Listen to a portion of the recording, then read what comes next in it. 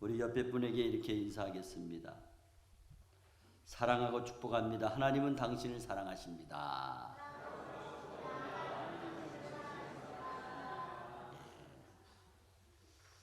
오늘 봉독한 말씀을 가지고 인생이 끝나는 시간, 그런 제목으로 함께 은혜를 나누려고 합니다.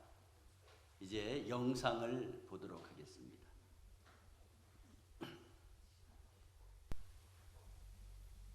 방금 보신 영상은 초호화 크루즈 타이타닉호가 역사적인 출항을 통해 수많은 사람이 바다 여행을 통하여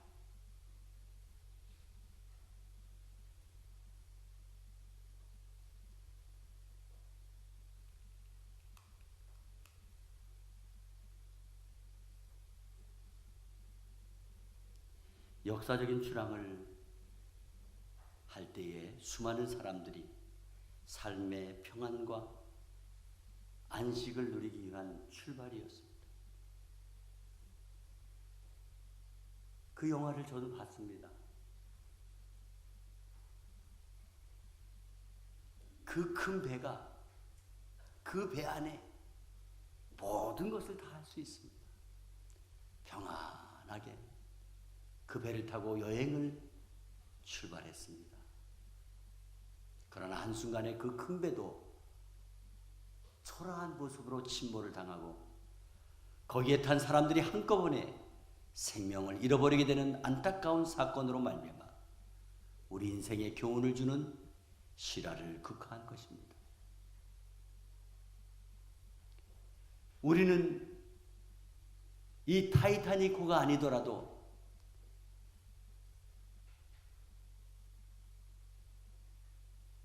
우리는 실제적으로 세월호의 그 고통, 그 슬픔, 그 상황을 우리는 너무나 잘 알 것입니다.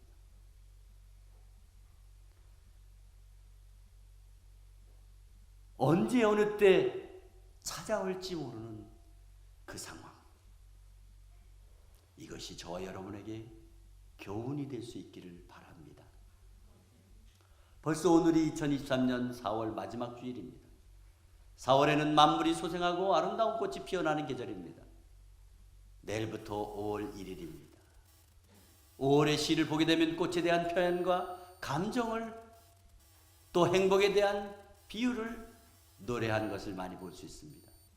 그러나 자연을 보게 되면 계절마다 있다가 없어지는 추상인 것입니다.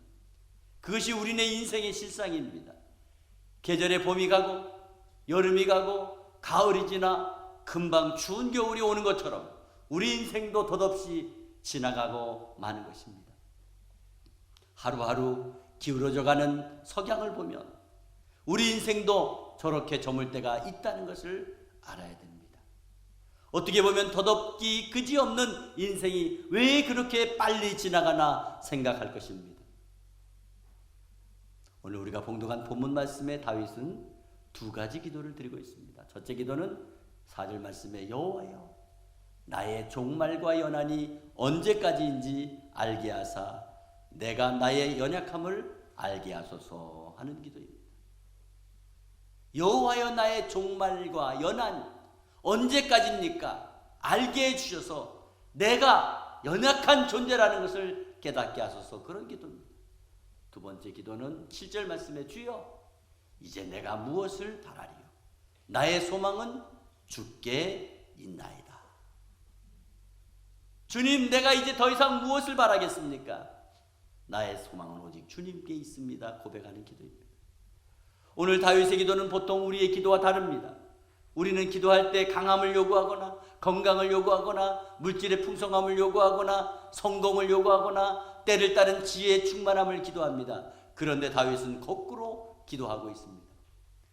다윗은 기도의 사람입니다. 인간은 스스로 연약함을 알 때보다 더 강한 때가 없을 것입니다.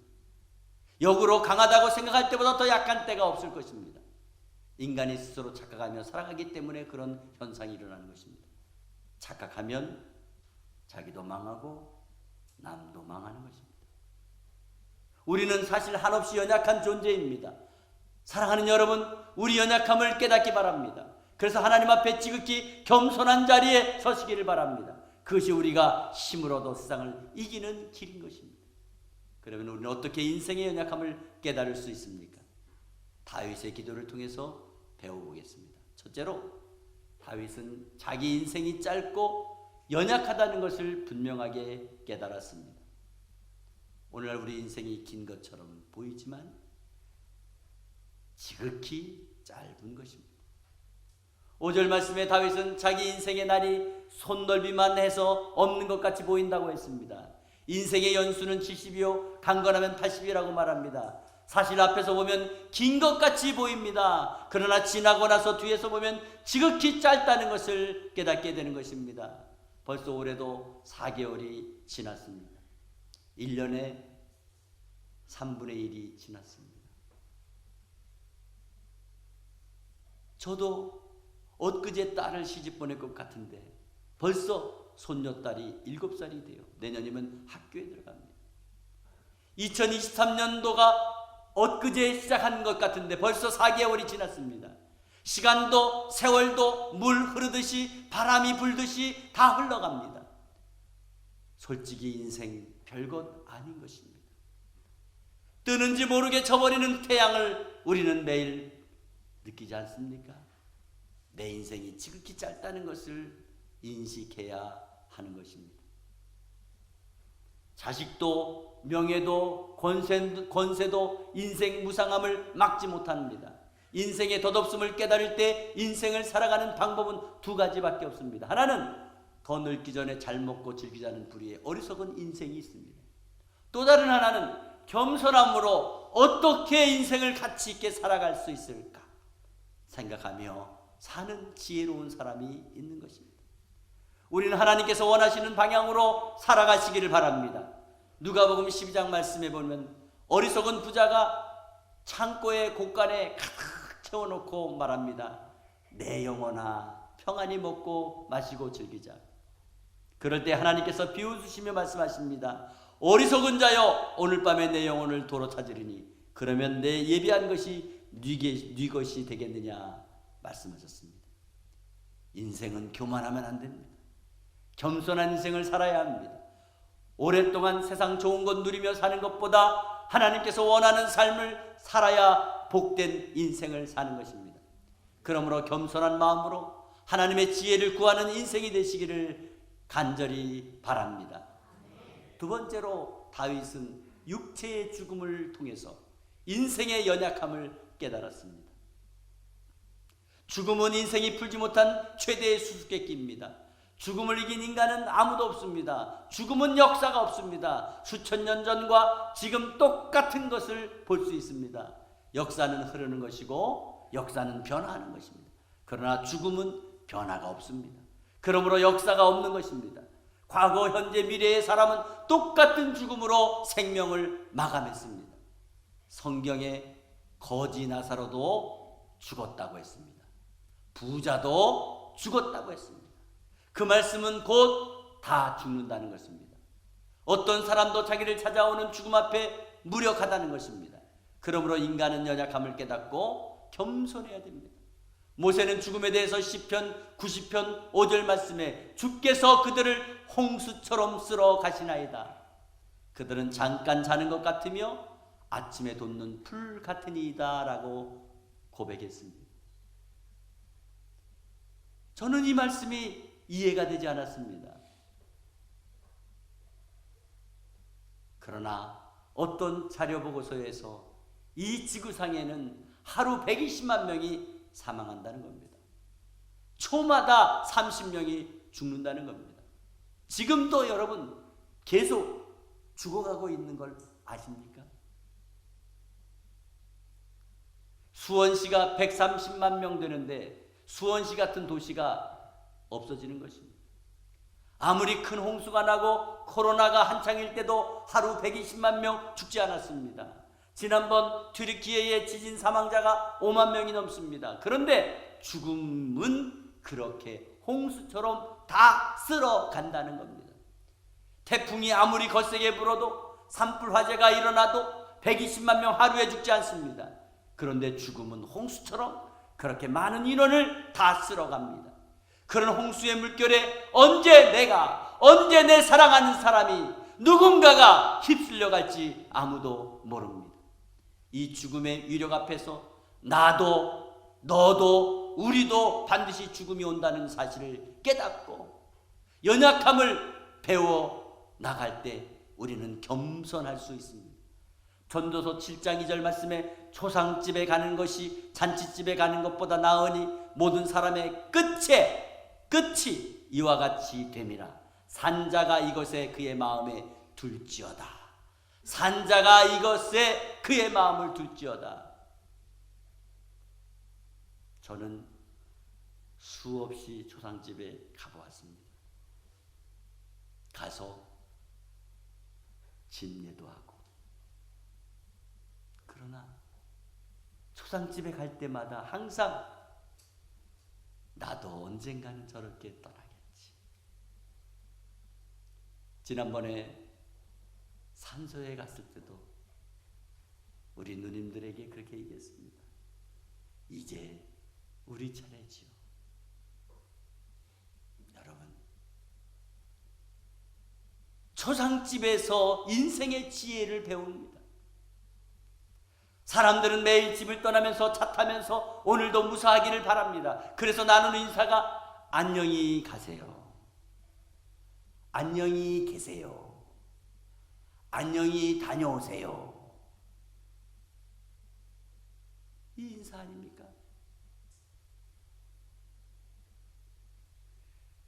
그러므로 우리는 죽음이 올 때 준비된 사람으로 죽음을 맞이하게 해달라고 기도를 해야 될 것입니다. 무사하기만 바라지 마시고 언제까지 피할 수만 없는 죽음이라고 한다면 잘 준비해서 맞이할 수 있도록 해야 된다는 말씀입니다.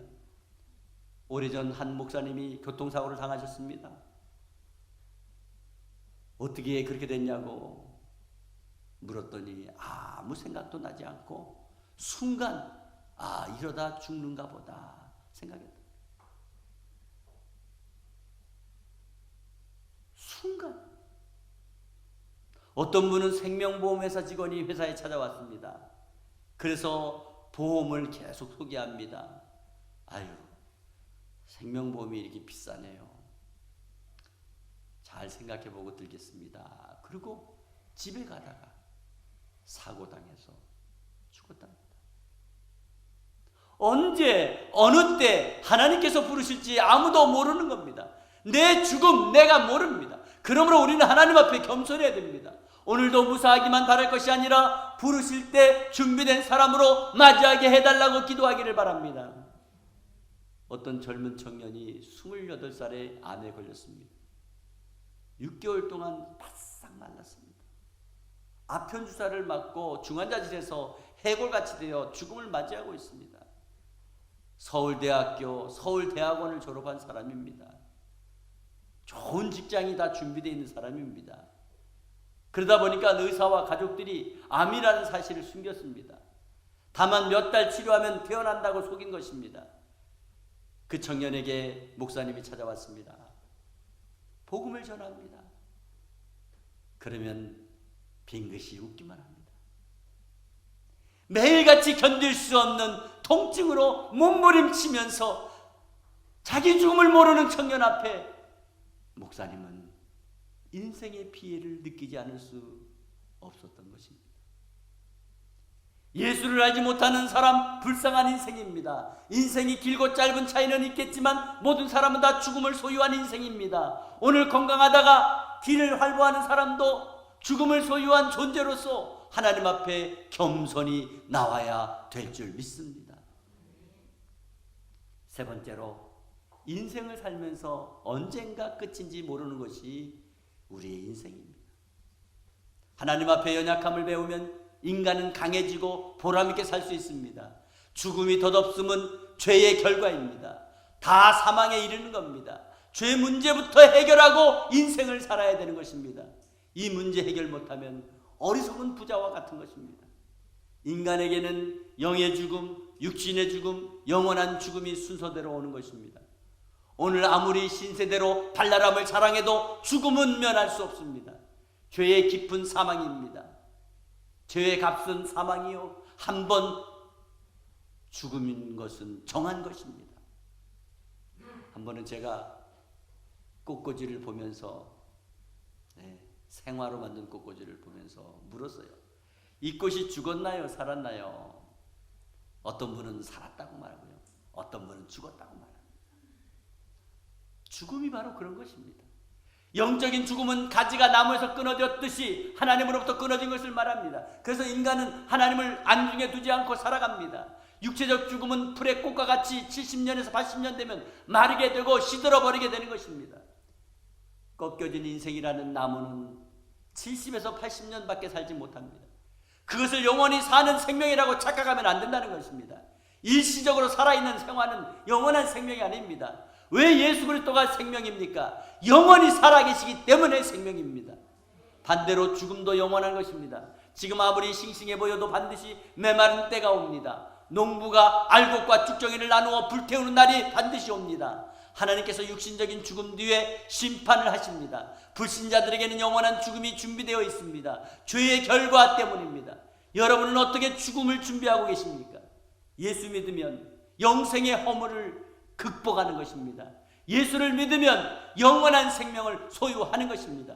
예수를 믿으면 시간과 영원히 만나는 체험을 하는 것입니다. 하나님의 아들을 믿는 믿음 안에 살아가는 것입니다. 불신자는 안일하게 삽니다. 그러나 성도는 예수 믿고 인생이 짧은 줄 알고 순간순간 보람있게 살다가 죽게 되는 것입니다. 그래서 인생의 허무와 고통을 극복할 수 있는 것입니다. 죽음의 고통에서 해방될 수 있는 것입니다. 영생 얻을 준비를 해야 되는 것입니다. 나를 맞아주실 하나님 나라의 준비를 지금 해야 되는 것입니다. 그러면 잠자다가도 죽을 수 있습니다. 그러나 죽어도 천국입니다. 어떤 상황에도 천국입니다. 병원에 가보면 갖가지 병에 걸린 사람 많습니다. 사실 건강한 것 자체 기적입니다. 은혜입니다. 주님 앞에 주님과 함께 하시면 내 마음의 고통, 내 마음의 공포 사라집니다. 예수 믿는 사람은 죽음 직전에도 살아나는 것입니다. 갈라디아서 2장 22절 말씀에 내가 그리스도와 함께 십자가에 못 박혔나니 그런즉 이제는 내가 산 것이 아니요 오직 내 안에 그리스도께서 사신 것이라. 이제 내가 사는 것은 나를 사랑하사 나를 위하여 자기 몸을 버리신 하나님의 아들을 믿는 믿음 안에서 사는 것이라. 할렐루야. 예수 그리스도만이 타락한 인생을 새삼되게 하시고 의미 있게 하는 것입니다. 그분 안에서만이 죽음의 공포가 해결되는 것입니다. 인생의 허무가 사라지는 것입니다. 두려움이 사라지는 것입니다. 여러분이 왜 이 세상에 태어난지 생각해 보셨습니까? 여러분이 세상에 돈 벌기 위해 태어난 것 아닙니다. 결혼하기 위해 태어난 것 아닙니다. 성공하기 위해 태어난 것 아닙니다.